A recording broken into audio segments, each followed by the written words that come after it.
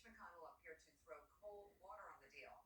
The Kentucky Republican reportedly told colleagues in a closed-door meeting on Wednesday they may not want to undermine Donald Trump on the issue since he wants to run on it.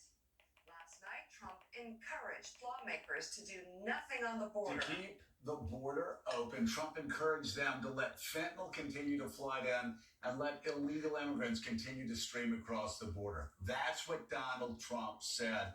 And Republicans are so weak, they're going to do it. They're going to side with fentanyl and illegal immigrants instead of a bipartisan, tough border security bill. So then he went on social media and wrote incorrectly, "We are better off not making a deal, even if that pushes our country temporarily close up for a while." But a handful of Republican senators are pushing back on letting Trump sink the deal. Take a listen. I think the border is a very important issue for Donald Trump, and the fact that he would communicate to Republican senators and congresspeople that he doesn't want us to solve the border problem because he wants to blame Biden for it is really appalling. The American people are suffering as a result of what's happening at the border, and someone running for president ought to try and get the problem solved, as opposed to saying, "Hey, save that problem. Don't solve it. Let me take credit for solving it later."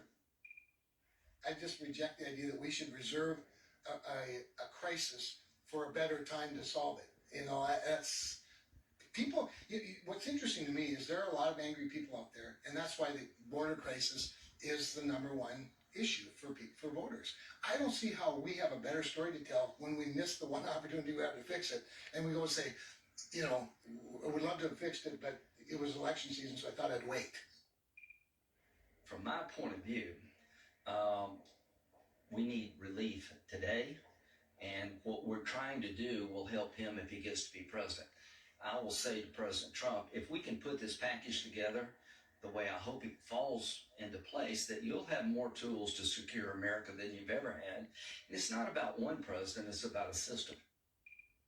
Well, I registered my opinion to my colleagues. I registered it to our leadership that I don't believe we should take this off the table. Certainly not to clear the way for a clean campaign debate season. Let's get something consequential done for the American people. That's how you instill trust in government and in your elected representatives, rather than paying fealty to short-term considerations.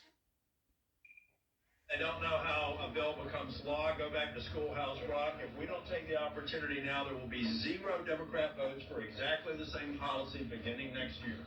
It is immoral for me to think you look the other way because you think this is the linchpin for President Trump to win. I do not want to be a part of history that fails democracy, and that's a failure if we don't find a way to fund Ukraine and Israel.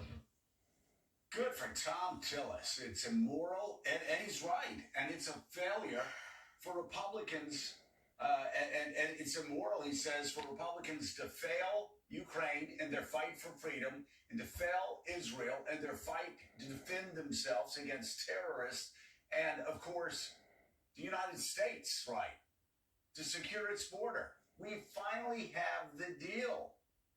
I've been going to Capitol Hill and asking for the past couple of years, why can't we get a deal done? Republicans saying, well, Democrats want this. Democrats saying, well, Republicans want... they were talking past each other. Now they're talking to each other.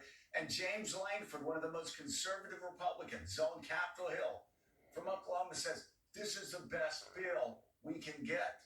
John Thune, one of the most conservative Republicans on Capitol Hill, says, this is the best border security bill we can get. It's the strongest in a generation. They all agree with that, and I agree with Tom Tillis.